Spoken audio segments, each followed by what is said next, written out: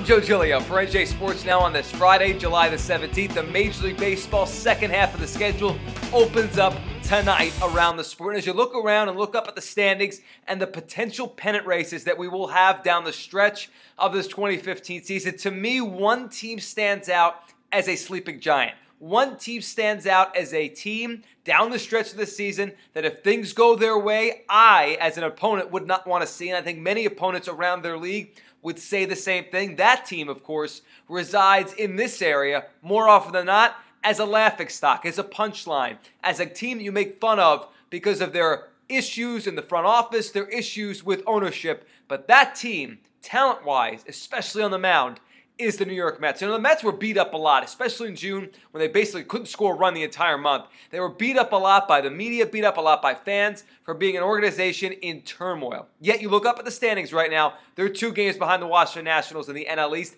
They're 1 game behind a flawed Chicago Cubs team for the second wild card in the NL. You watch the All-Star game with Jacob deGrom having one of the most electric one-inning performances we've really ever seen in an All-Star game. You look up at the starting pitching right now, and the pitching as a whole, a 3.23 team ERA, third best in baseball. And then you hear the comments from John Smoltz, a Hall of Famer, a guy that knows about pitching, knows about every realm of pitching, as well as anyone that's played the game. Smoltz did it in almost every capacity you could do it on the mound.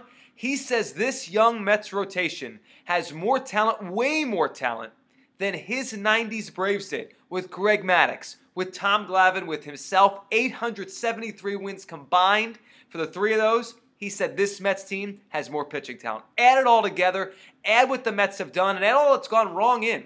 David Wright basically hasn't played this year. Darno's been out for so much of the season. They have not called up a guy like Michael Conforto yet. Kadyr's been a mess.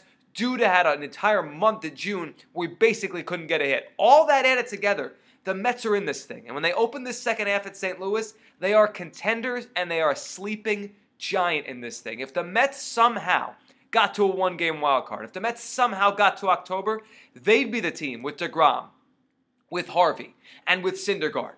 They'd be the team you wouldn't want to see. They would be the team that would be dangerous in a postseason setting because those type of teams, with the power pitching they have, other teams, other bats around baseball would fear that. 2015 probably isn't the Mets' year. I think from 2016 to 2018, they're going to have a run that will rival any team in all of Major League Baseball. But right now, in this year, in this moment, if the Mets get some health from this offense, if they get Darno back, if they somehow get David Wright back, if they get anything out of Michael Kadyr and some consistency out of a Lucas Duda and, move the heavens, if they find a way to grab a bat in the trade market, the Mets go from sleeping giant to a legitimate, scary contender. So have your punchlines, have your jokes, talk about all the issues with the Mets. But right now, as you look up, they're getting respect around baseball because the talent on that pitching staff and the team they have right now is good enough to be right on the cusp of the postseason.